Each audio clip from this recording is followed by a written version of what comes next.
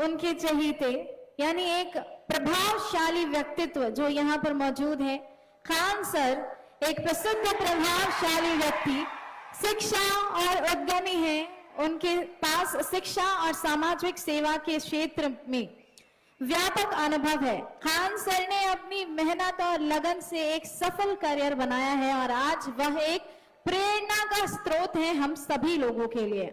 एक प्रभावशाली व्यक्ति जो अपने काम से दूसरे को प्रेरित करते हैं।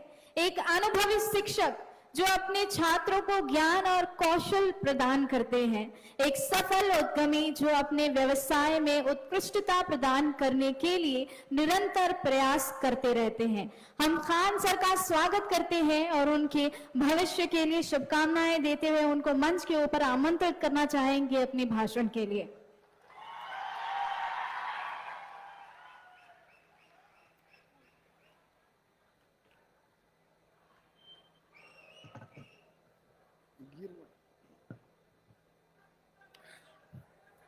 बहुत बहुत धन्यवाद।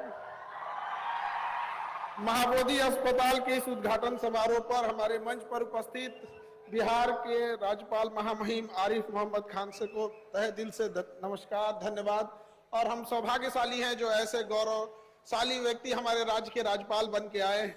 और श्री राजेश पांडे जी को बहुत बहुत धन्यवाद जो ऐसे क्षेत्र को एक इतना भव्य और भविष्य को देखते हुए एक अस्पताल दिया जो कि बहुत ज्यादा जरूरी है। और हमारे चिकित्सा के क्षेत्र में श्री डॉक्टर सदानंद प्रसाद जी, आपका भी बहुत तहे दिल से धन्यवाद, नमस्कार। आप लोगों के मेडिकल क्षेत्र में किए गए योगदानों को हम लोग कभी बार चर्चा करते तो आज सौभाग्य मिला जो आपसे हम लोग एक साथ मंच पर हैं। पूर्व मंत्री श्री शाहनवाज हुसैन जी, जब भी गया आते हैं तो आपके द्वारा दिया गया एयरपोर्ट सबको याद रहेगा यहाँ पर। और इस अस्पताल के नींव में लगाने में सारे शिक्षक, पैरामेडिकल स्टाफ और यहाँ सारे स्टूडेंट, आप सब लोगों को मेरा नमस्कार। देखिए, यहाँ किसी भी देश का भविष्य जो होते हैं वो बच्चे होते हैं। किसी भी अस्पताल हो या कहीं पे भी हो, वो बच्चे जो होते हैं देश का भविष्य होते हैं। हम सबको जहाँ जाना था वहां चले गए, लेकिन आप एक कोरा कागज हैं, आप न जाने कितने आगे जाएंगे। यह महात्मा बुद्ध की धरती है, ज्ञान की धरती है। इस मगध की धरती से जब चंद्रगुप्त मौर्य एक साधारण बच्चा था तो किसी को नहीं पता था कि मगध साम्राज्य एक अखंड भारत का और निर्माता बन जाएगा। तो आप लोगों से बैठे न जाने कितने लोग भविष्य में जाके क्या बनेंगे। ये किसी, यदि आप वादा करते हैं एक्स अमाउंट की डिलीवरी का तो उससे 4 गुना वादा करके लौटाइए। समाज में याद रखिएगा कि लोग जब भी आप आगे बढ़ेंगे तो कुछ लोग आपको टांग खींचने के लिए आएंगे, निंदा करने के लिए आएंगे। यंग एज में बच्चे इस सब चीजों में भटक जाते हैं, कई बार आपके सामने समस्याएं आएंगी। तो इस सब चीजों को नहीं देखना है, क्योंकि देखिए याद रखिए सीता मैया को भी अग्नि परीक्षा देना था, तो हम और आपकी इस डेगची के मसाला है। तो याद रखिएगा, जब हम संघर्ष कर रहे होते हैं तो हम अकेले होते हैं, जब हम संघर्ष कर रहे होते हैं तो अकेले होते हैं, लेकिन जब सफलता हाथ लगती है तो पूरा कारवां हमारे पीछे हो रहा होता है। तो वह दिन जरूर लेके आइएगा और कामयाब जरूर होइएगा, क्योंकि आने वाले वक्त में लोग आपकी खैरियत नहीं आपकी हैसियत पूछने आएंगे और ये बहुत मतलबी है। याद रखिएगा, दुनिया कुछ लोग कहते हैं गोल है, कुछ जोयॉइड, कुछ ये है वो है, दुनिया मतलबी है, याद रखिएगा आप। इसलिए बहुत जरूरी है कामयाब बनिए, लेकिन इस सबसे ज्यादा जरूरी है कामयाबी के साथ एक अच्छा इंसान बनना। एक ऐसा इंसान बनिए कि आपके बगल में गरीब से गरीब इंसान को, बैठा हुआ इंसान को एहसास ना हो कि वो गरीब है। अपने अंदर वो करुणा का भाव रखिए, क्योंकि याद रखिएगा जिस पेड़ पर ज्यादा फल लगते हैं वही पेड़ झुकता है। अपने आप को वैसा महसूस कीजिएगा कि आपसे कोई बात करके जाए तो कुछ सीख के जाए और भर रास्ते याद करके ऐसा थे।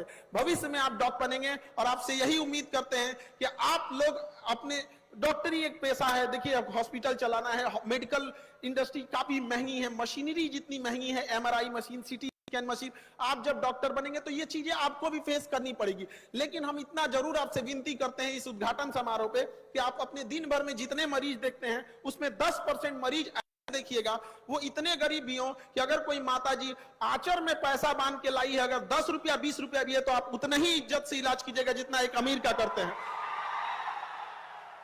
अगर आप लोग ये था, हम ये नहीं कह रहे कि आप 100, अगर आप 10% भी करते हैं तो हजारों की संख्या में ये हॉस्पिटल से बच्चे बनेंगे। वो 10% करके न जाने कितनी 10 साल के बाद एक ऐसी संख्या बढ़ जाएगी, न जाने कितने लोग, तब किसी गरीब के साथ ऐसा अन्याय नहीं होगा। याद रखिएगा, लोग कहते हैं कि बीमारी बहुत खतरनाक हो गई है, कोरोना है, इबोला है, कैंसर है, इन सबसे खतरनाक बीमारी गरीबी हो गई है।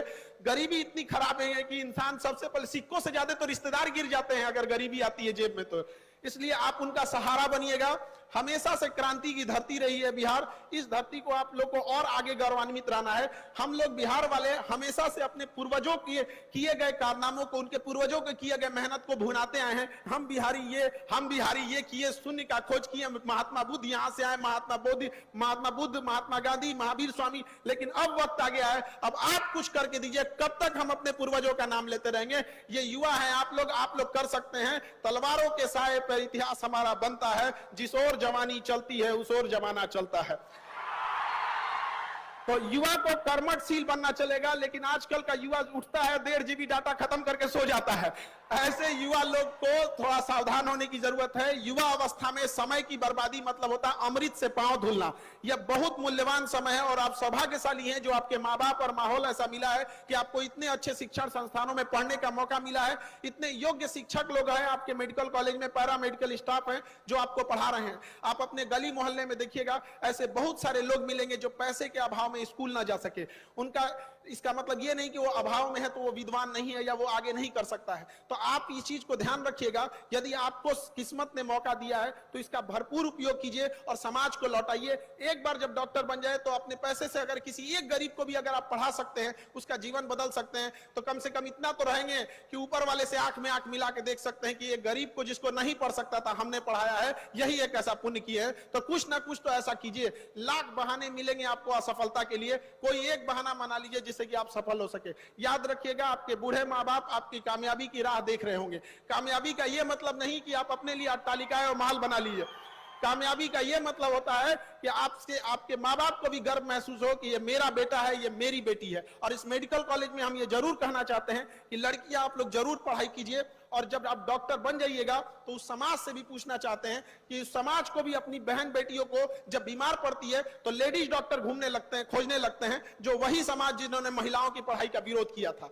तो आप उन लोग को भी सोचना चाहिए कि यदि महिला पढ़ेगी ही नहीं, जब डॉक्टर बनेगी ही नहीं, तो आपके घर की बहन बेटियों का इलाज कैसे करेगी? और महिलाओं लोगों को भी कहना चाहते हैं कि आप इतनी बुलंदी पर जाइए कि जो उंगलियां आपको पीछे गिराने के लिए उठी थी, कल जब आप अपने शहर और गांव मोहल्ले में जाए तो आपको सैल्यूट करने के लिए उठे।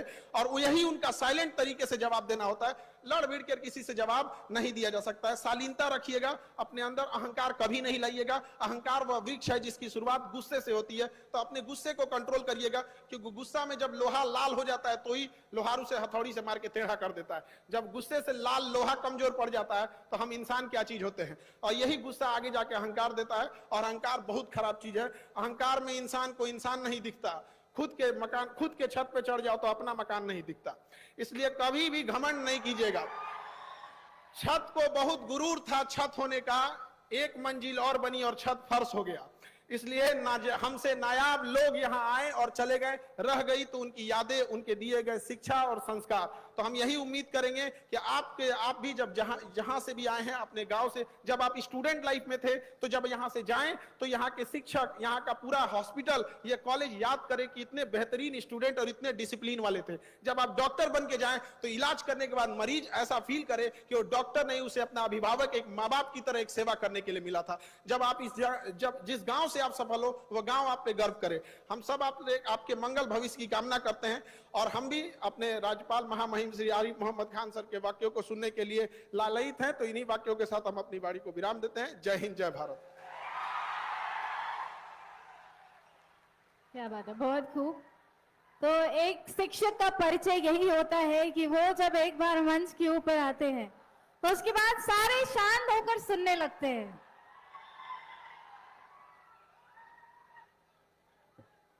और अब मैं हमारे मंच के ऊपर